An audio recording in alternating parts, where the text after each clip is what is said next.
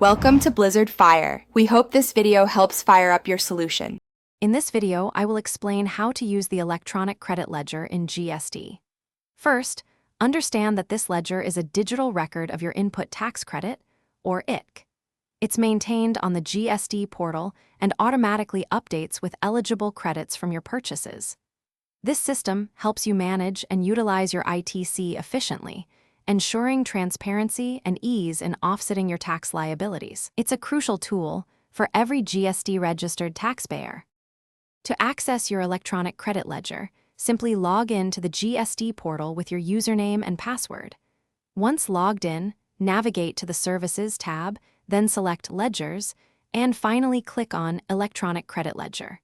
Here, you can view your current ITC balance, along with a detailed history of all credit entries and debits. This section provides a clear overview of your available credit.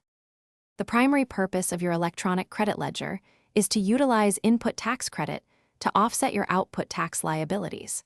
When filing your GST-R3B return, you can declare the amount of ITC you wish to use. The system automatically debits this amount from your ledger balance. Remember to reconcile your GST-R2B statement with your purchase invoices to ensure you claim the correct and eligible ITC. For optimal use of your electronic credit ledger, regular reconciliation is key.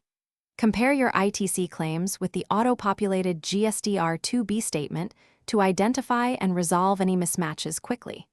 This proactive approach helps prevent future complications and ensures you maximize your eligible credit. Maintaining meticulous purchase records is also vital for smooth and accurate credit claims.